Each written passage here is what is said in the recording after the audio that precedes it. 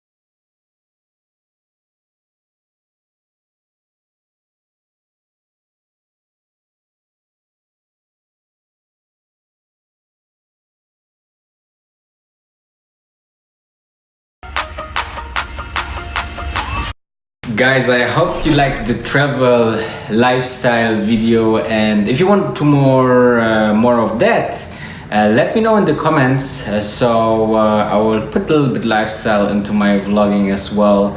So coming to today's topic is vertical business integration. What does it mean, and how Tesla is mastering this strategy? You will know right now.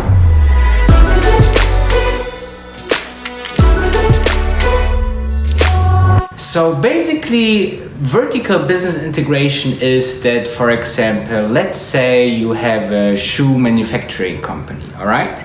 So you're getting the leather from a farm that has cows, that doing the farming. Then you have your suppliers for leather, and then basically you use the leather to do the shoes. When you do vertical business integration, this would mean that the shoe manufacturer, he will get the leather as the main supply. So he basically decide that it makes sense for this company to have the farm as well, so he is not dependent on the supplier. He can control the quality more, and so on and so forth. On the other side, con is for sure definitely that basically you have to be, it's actually a capital intensive method to include, to buy the farm, to make the leather, and so on. Coming to Tesla.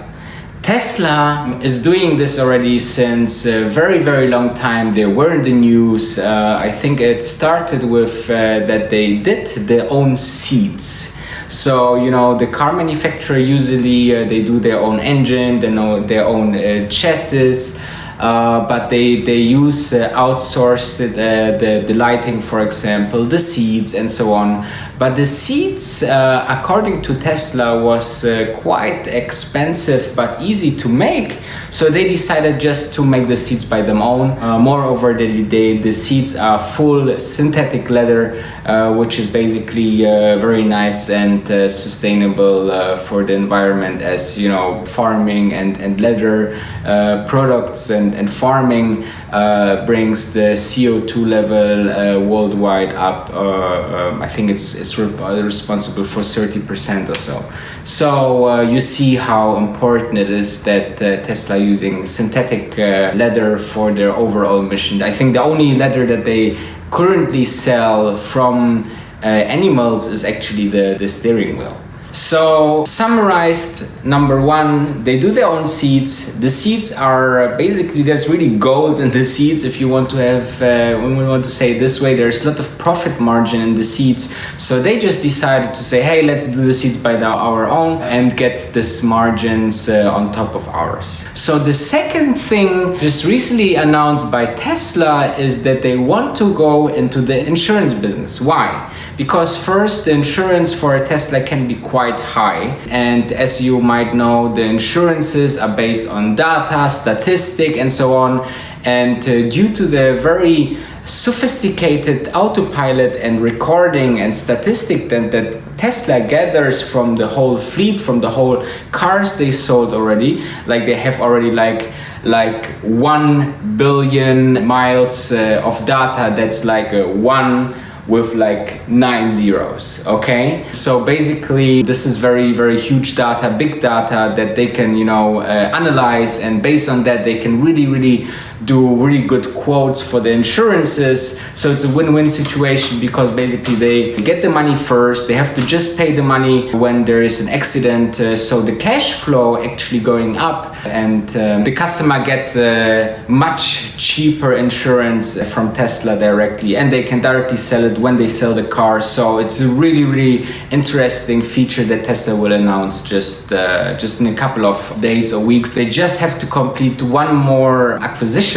accordingly to the last annual shareholders meeting, and then they are good to go. And the third example that I want to tell you today about Tesla and vertical business integration is basically just announced by Elon Musk that, you know, as they building the car so fast and in such a huge number, they can arrive in maybe a shortage of the required metals like lithium, cobalt or nickel. Though cobalt they're trying to reduce, or everybody who's producing batteries, they're trying to reduce cobalt, because cobalt is basically a metal that is made in Congo, and, you know, due to the political and humanitarian reasons, you know, they try to reduce cobalt as an integrant for the batteries. However, so this metals, there's just a couple of mining companies that are doing it, and as Tesla builds so much batteries,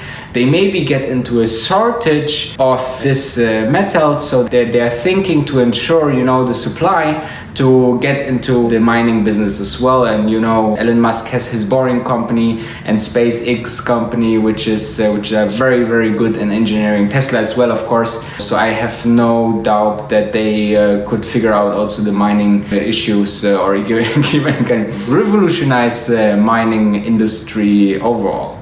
So yeah, so this is the summary. So basically, in the example of Tesla, they're doing their own seats, they are doing their own insurance, they do their own mining business, maybe soon. So to ensure the quality, to ensure the business integration, to ensure, you know, they don't have to be so demanded on the supplier, and finally they put this profit margins that the other supplier would have on this product into their own pockets. And I think when it makes sense, it's a very interesting strategy. And so let me know what you think, and if you want to have more of this lifestyle things when I'm on the road worldwide. And don't forget, the grass is greener on the other side.